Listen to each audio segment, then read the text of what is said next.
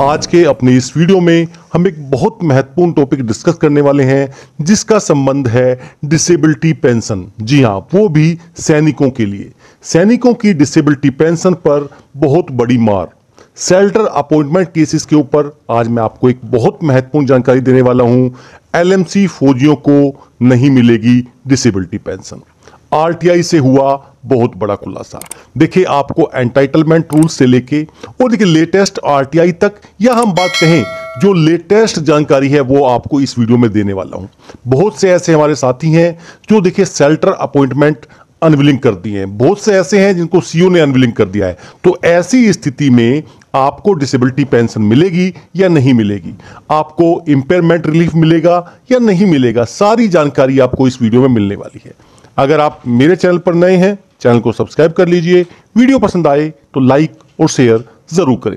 देखिए, सबसे पहले 21 सितंबर 2023 ये वो दिन है, ये वो लेटर है जब department of ex serviceman welfare की तरफ से एंटाइटलमेंट रूल्स 2023 या जिसको हम जीएमओ 2023 भी कह सकते हैं, वो लागू हुए थे। और ये रूल्स ऐसे थे कि पूरा का पूरा जो अब तक का डिफेंस के लिए डिसेबिलिटी पेंशन के रूल्स थे उसमें बहुत ज्यादा बड़े परिवर्तन किए गए।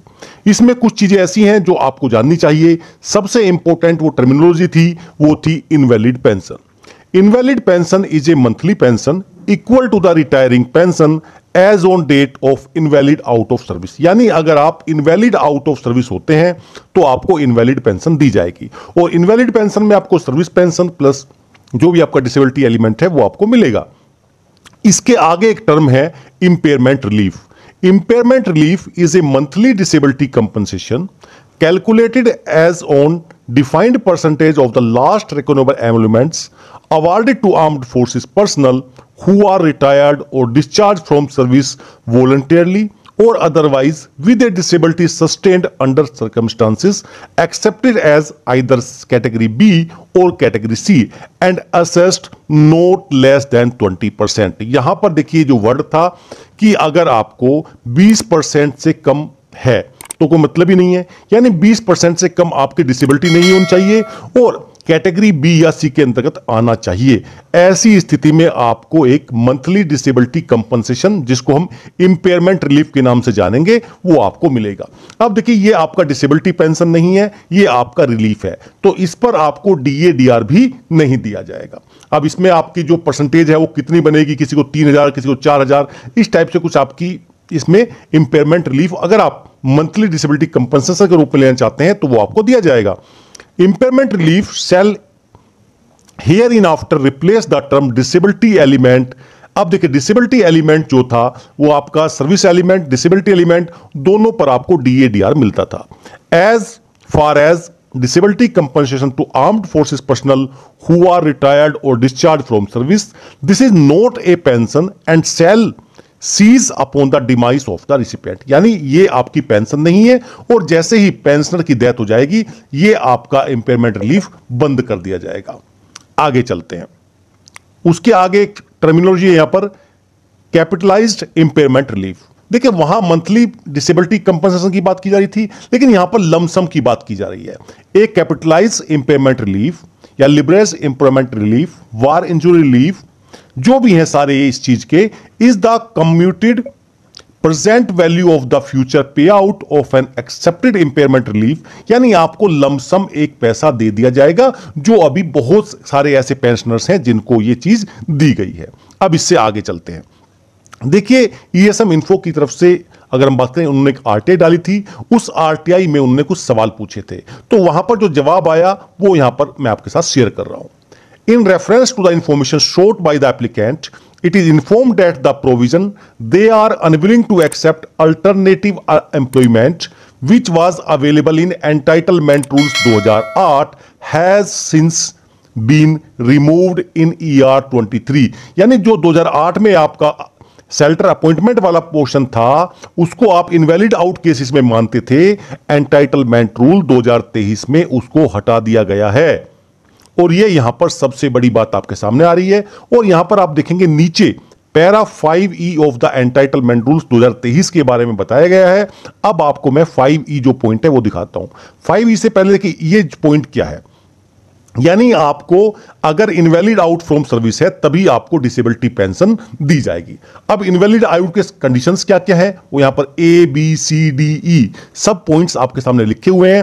पॉइंट नंबर 5 क्या है, जेसीओज, warrant officers, ORs and equivalent rank in other services who are placed permanently in low medical category other than SAPE 1 or equivalent and are discharged because no alternative employment suitable to their low medical category can be provided।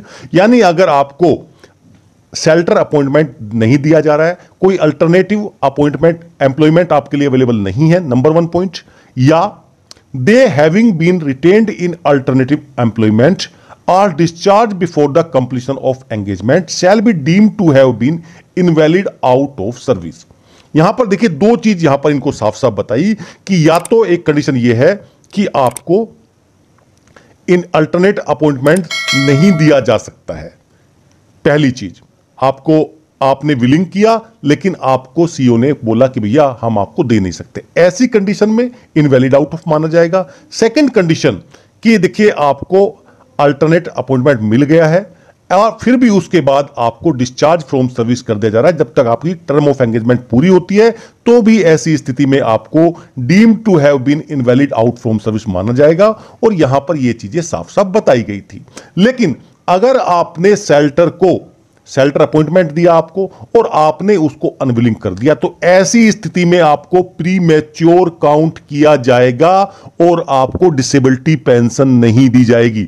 यहां पर देखिए मैं आपके सामने share कर रहा हूं एक लेटर, यहां पर उन्होंने बताया the personnel mentioned in the appendix A to this letter have been placed in permanent LMC SAPE 2 or 3 and are unwilling to serve in condition in alternate shelter appointment.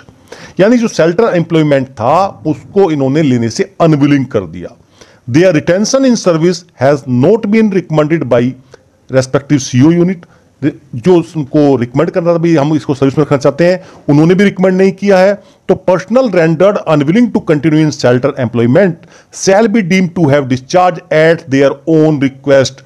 अब उनको एज देयर ओन रिक्वेस्ट माना जाएगा। और देखिए यहां पर JCO OR के लिए क्या क्या रूल्स हैं, आर्मी रूल 13311B और आर्मी रूल 13334, यानी दोनों ही वो रूल्स हैं जहां पर आपको पीएमआर कैटेगरी में माना जाएगा और ओआरओपी का लाभ भी आपको नहीं मिलेगा। यानी यहां पर आपको जो है साफ साफ इन्होंने बता दिया है कि यहां पर आपको डिसेबिलिटी पेंशन नहीं मिलेगी, इस कंडीशन में आपको इनवैलिड आउट फ्रॉम सर्विस नहीं माना जाएगा। अब यहां पर देखिए 2-3 चीजें आपको बहुत इंपॉर्टेंट समझनी है, क्योंकि जो अभी परसेंटेज आपको दी जा रही है वो परसेंटेज जो है बहुत ही कम है, किसी को 4%, किसी को 5%, और वो देखिए पॉइंट्स में है, फ्रैक्शंस में आपकी परसेंटेज है।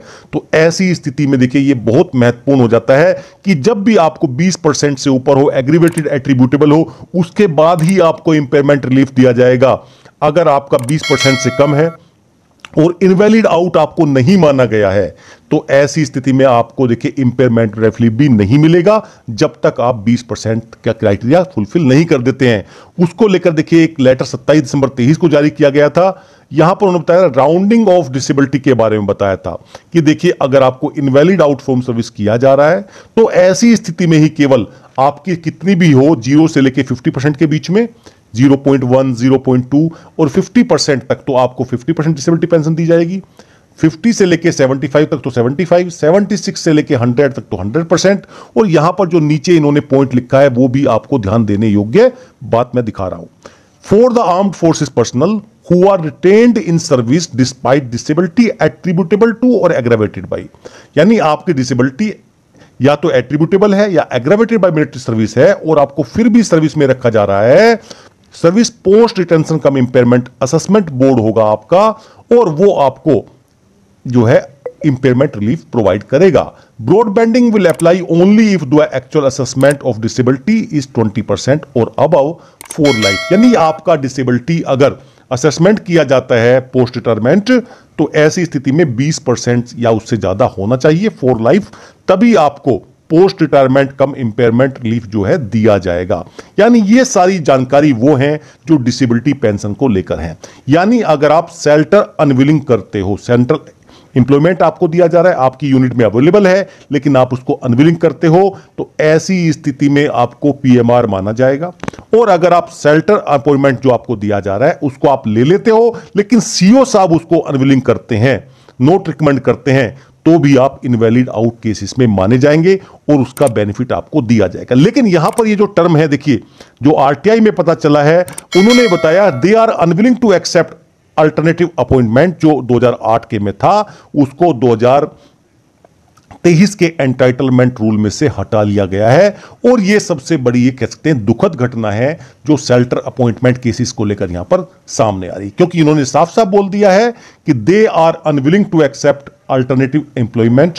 उनको उस कंडीशन में भी पहले अगर आप शेल्टर एम्प्लॉयमेंट को अनविलिंग करते थे तब भी इनवैलिड केस माना जाता था, लेकिन अब उनको इनवैलिड केस नहीं माना जाएगा, अब उनको प्री मैच्योर रिटायरी माना जाएगा। यानी उनके डिसेबिलिटी के साथ साथ जो ओआरओपी के बेनिफिट्स हैं वो भी उनके हाथ से छीन लिए गए हैं। तो एक बहुत बड़ी जानकारी है और बहुत ही महत्वपूर्ण, मैं कह सकता हूं कि ये आरटीआई का रिप्लाई है जो उनके सामने आया है। अब धीरे धीरे, क्योंकि बहुत सारे केसेस सामने आ रहे हैं, जब धीरे धीरे पीपीओ सामने आएंगे तो बहुत ज्यादा पता चलेगा कि देखिए पेंशनर्स के साथ क्या हो रहा है। अभी सब परेशान हैं, सब पूछते हैं कि सर क्या किया जाए। देखिए जब तक कोई भी चीजें मोटी मोटी सामने नहीं आती हैं, क्योंकि ये चीजें डिफेंस रिलेटेड हैं और सिंपली बाहर नहीं आती हैं, तो देखिए जैसे ही कोई रिटायरमेंट होता है, उसको पेमेंट रिलीफ मिलता है या डिसेबिलिटी पेंशन मिलती है, तो वो जानकारी शेयर करता है, तो वही जानकारी आप लोगों के साथ शेयर की जाती है। तो ये थी आज की जानकारी डिसेबिलिटी पेंशन और इंपेयरमेंट रिलीफ को लेकर। जानकारी आपको अच्छी लगी तो कमेंट करके बताएं और वीडियो को